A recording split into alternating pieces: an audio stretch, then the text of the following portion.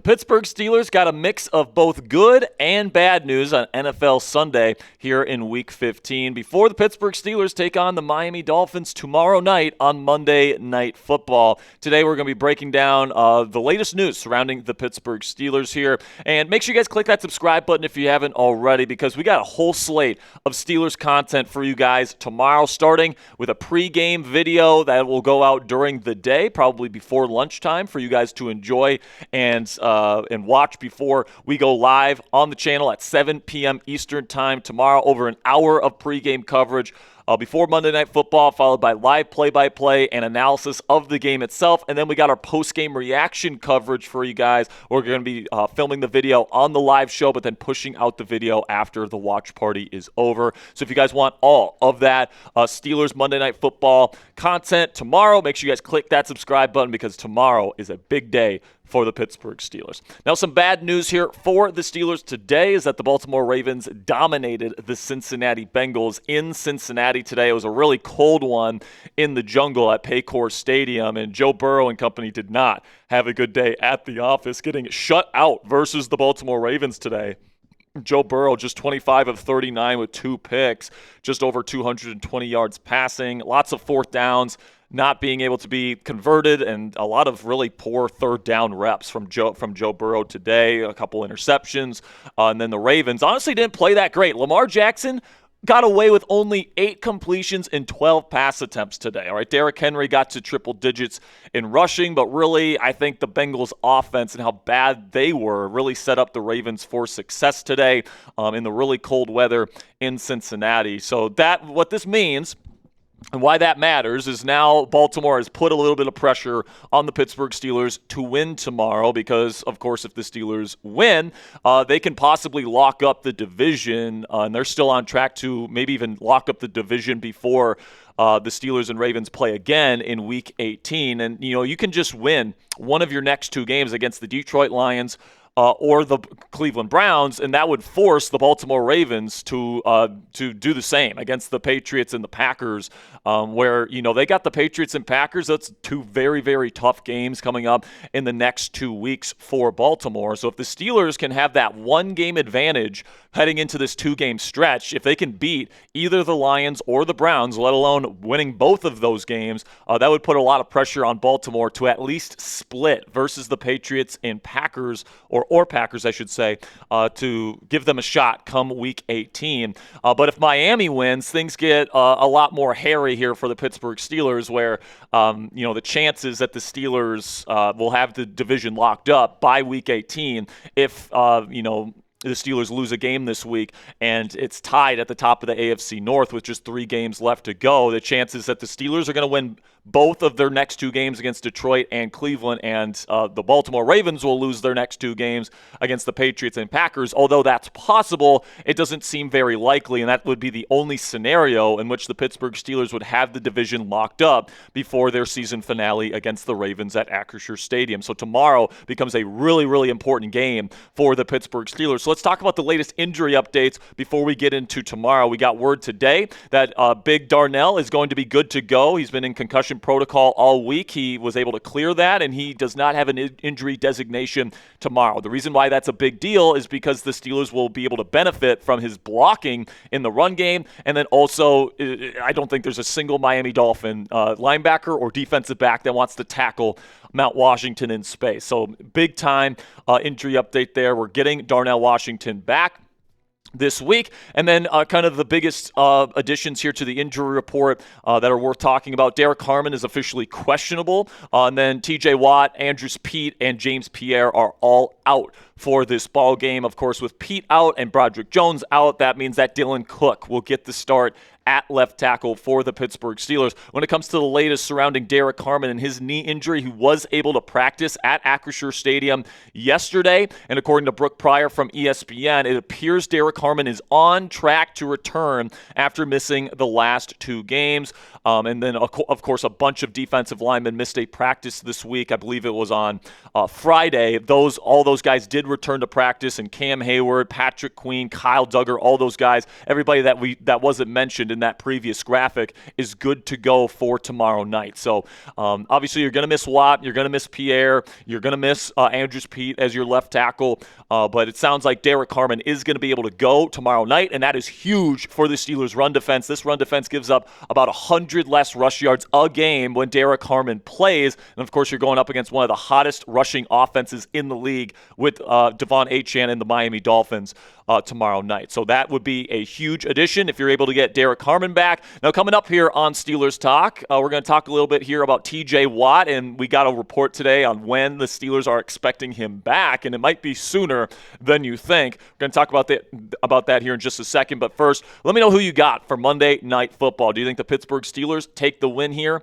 and improve to 8-6 on the season? Type PIT, or do you think the Miami Dolphins get the win on Monday Night Football? Type MIA down there in the comments for today's pinned question. In just a second here, I'm going to tell you about our sponsor today at Prize Picks. And while I'll tell you about Prize Picks, let me know who you think wins Monday Night Football tomorrow night between the Steelers and Dolphins. With that, let's have a word from our sponsor today at Prize Picks. And it is officially the holiday season, guys. And in my opinion, this is the best time of the year for watching sports. Bowl games, basketball matchups, playoff pushes, it's all happening all at once. And while all that action is going on, there's just one place where it feels so good to be right, and that is Prize Picks. Prize Picks is super simple to play. Just pick more than or less than at least 2 player stat projections, and if you get your picks right, you could cash in. My favorite feature about Prize Picks is that how you play is up to you. If you want a little bit more flexibility, you can choose the flex play, where you can get paid even if one of your picks misses. And if you're feeling particularly strong about a particular lineup and you want a bigger payout for getting it right, you can go for the power play.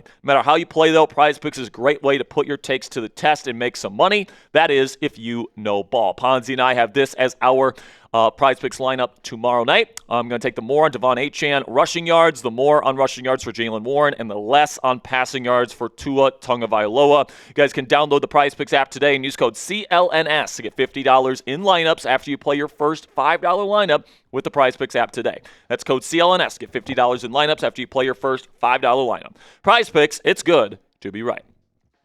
Now, Tom Pelissero reported earlier today on the Insiders that TJ Watt and the Steelers are quote-unquote hopeful that the star edge rusher can return to the team and play next week in Week 16 on the road in Detroit versus the Detroit Lions. This is what Pelissero had to say earlier today. He says the Steelers are hopeful that Watt could potentially miss only one game. He could be back next Sunday against the Lions. Now, from what I've heard and what I kind of understand about this injury, the partial collapsed lung and then the procedure that he had to go under to fix the issue, apparently it completely wipes you out physically. Like it feels like you got hit by a truck apparently. So for him to come back from that less than 2 weeks from the procedure would be pretty remarkable. Now, I'm not going to put anything past TJ Watt here. This might just be the Pittsburgh Steelers doing what they do, creating, confusion for the Detroit Lions, and they probably want the Lions to think that Watt's going to play. But it wouldn't completely shock me if TJ can get himself into playing shape by next Sunday. He's been extremely tough. He played through that really bad ankle sprain last year at the end of the year. He wasn't the same player, but he did play through it. And if he's able to play next Sunday, I think he probably will, knowing the kind of warrior that TJ Watt is. But really the big question for me is not even when we get TJ Watt back, it's when we get him back, how does he look? Is he the same player? Because I already think he's a little bit of a reduced version of his normal self that he was, in his mid to late 20s. He's a different player now. He's a very good player right now, but I wouldn't say he's necessarily a truly dominant elite player anymore, okay? He still gets treated like an elite player where he gets a lot of double teams and a lot of chips, and he's still impactful getting those double teams and chips, so he's still a very, very good player. I don't want to, make any bones about it. He's a great player, but if he's going to be, affected by this, where he's not going to have the same stamina, or if he's going to get injured more easily because of this, I wouldn't rush him back. The Steelers have a very good rotation of edge rushers here. You're going to have your two starters, Alex Highsmith, Nick Herbig, tomorrow night. We'll get our first look at those guys as a starting tandem. But also Jack Sawyer has done some good things as a rotational guy when he's been asked to be that third guy in the rotation this year. So listen, man, if Watt needs to take another week next week against Detroit to get fully back, I would do that, all right? I wouldn't want to risk anything by rushing him back too early. I know he's going to want to play next week, but, you got to make the smart decision in terms of protecting him, protecting his long-term and short-term health, and hopefully he can get back to that 100% status next week when we play the Lions, because that's going to be a big game if the Steelers can pull out a victory. But now the final thing that we'll talk about here today is that there is new reporting that does suggest that Joe Burrow, the Bengals quarterback, despite the team's struggles, despite the fact that this will be the fourth year in 6 years where the Bengals will miss the playoffs with Joe Burrow as their Week 1 starting quarterback, it does not seem likely, according to Diana Rossini and others, that Burrow's going to request a trade out of Cincinnati this offseason. And his comments this week that we talked about earlier in the week were more just born out of some frustration and wanting to see his team, the Cincinnati Bengals, play better and win more football games. And now I will say I will not rule out a trade request, especially if they keep Zach Taylor, if they do some things this offseason that Burrow is not particularly fond of. I could see him going to ownership and in the front office and saying, trade me away. I demand a trade out of here. Otherwise, I will retire from football. That's not completely out of the question, but I do think he really likes the Bengals organization. I think he would like to stay in Ohio and with the Bengals organization, but I think probably he's going to want to see a change in leadership. And I think that's probably what's more likely here. If the Bengals have a choice between Zach Taylor and Joe Burrow, they're going to choose Joe Burrow every day of the week, and for good reason, all right? Zach Taylor is a replaceable head coach, all right? And, he's a big reason why this team has severely underperformed despite having a legitimately elite quarterback in Joe Burrow on their team for the better part of a decade now at this point. So I'm guessing Cincinnati, especially if they keep losing down the stretch here with Burrow, I'm guessing they're going to fire Zach Taylor to accommodate Burrow's preferences, and they're going to allow Burrow to be very involved in the head coaching search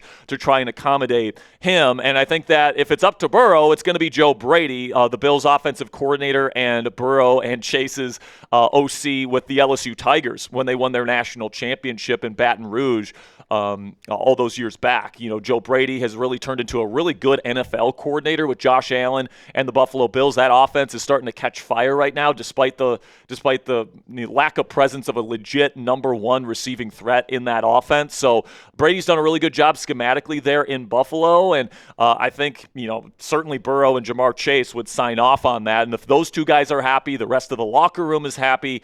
So I would say right now, I think Joe Brady might be the favorite to be the Bills or the Bengals head coach in 2026. If they fire Zach Taylor, I just feel like he is far and away the leading candidate. And honestly, I'm not sure if the chances of them keeping Zach Taylor are all that great right now either. So definitely keep your eye on Joe Brady potentially being a candidate for the head coaching job in Cincinnati this offseason. So what say you guys? Let me know down there in the comment section. What is the percent chance that Joe Burrow is a Bengal in 2026? Type 0 if you think, oh, he's not going to be a Bengal. He's for sure getting traded, to 100%, meaning he's definitely not going anywhere. He's going to be a Bengal. For me, I'm probably sitting at the 95% mark right here. I think that, more than likely he will be a Cincinnati Bengal next year. I think that the Bengals will certainly accommodate him. If he wants Zach Taylor gone, he's gone, all right? Whoever he wants to bring in at head coach, he's going to have a say in who they bring in. I think they're going to do that to ensure that he has another season in Cincinnati. So because of that, I'll say about a 95% chance Joe Burrow returns to Cincinnati next year. Now, tomorrow, guys, we will have our live watch party for Monday Night Football between Steelers and Dolphins. That all starts at 7 p.m. Eastern Time. This is what the thumbnail will look like, so you guys can easily find it. Make sure you guys click that subscribe button if you haven't already, because we got that whole slate of Steelers content. I'm going to get a video out to you guys before lunch. Then we'll get into our watch party at 7 p.m. Eastern, and then we got a post-game coverage as well. So if you guys want the entire Monday Night Football experience for a Pittsburgh Steelers fan, this is where you guys get that right here on Steelers Talk. And until tomorrow, guys, here we go, Steelers.